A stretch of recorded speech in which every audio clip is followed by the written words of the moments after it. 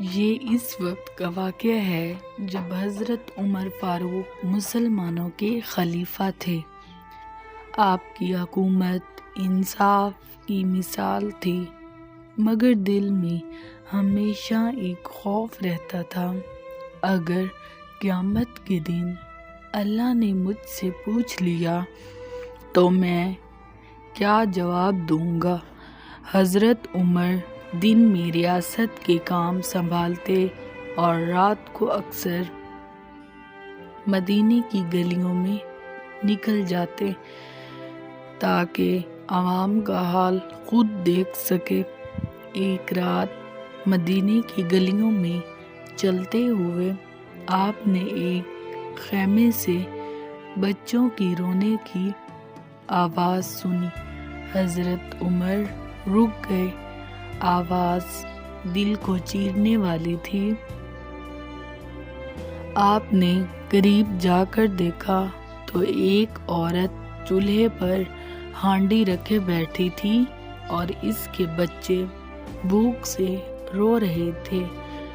حضرت عمر نے پوچھا، اے اللہ کی بندی، یہ بچے کیوں رو رہے ہیں؟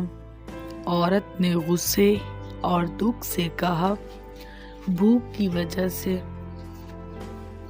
اور یہ ہانڈی اس میں صرف پانی ہے تاکہ بچے سمجھیں کھانا بن رہا ہے اور سو جائیں۔ حضرت عمر نے پوچھا، تمہارا گزر بسر کیسے ہوتا ہے؟ عورت بولی، اللہ کے سوا کوئی نہیں۔ اور عمر بن خطاب، اگر وہ اچھا خلیفہ ہوتا تو ہمارے بچوں کو بھوکا نہ سونا پڑتا۔ یہ سن کر حضرت عمر کانپ گئے، آنکھوں سے آنسو بہنے لگے، مگر آپ نے اپنا تعارف نہیں کروایا۔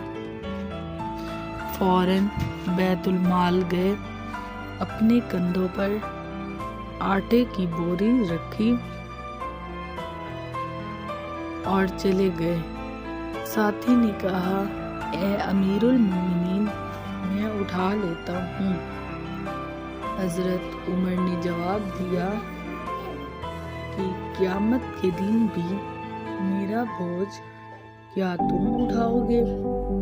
حضرت عمر آٹا لے کر خود اس عورت کے خیمے میں گئے، آگ جلائی، کھانا بنایا اور بچوں کو اپنے ہاتھوں سے کھلایا۔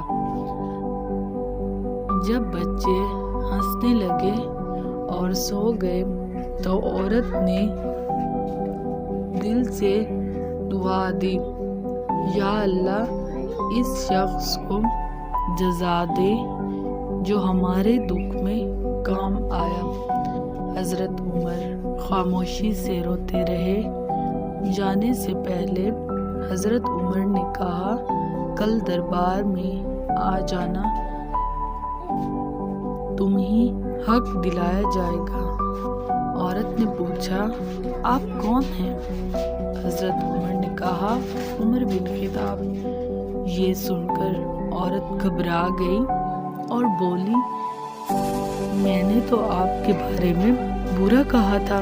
حضرت عمر نے کہا، نہیں، قصور میرا ہے کہ میری رعایا بھوکی سو گئی۔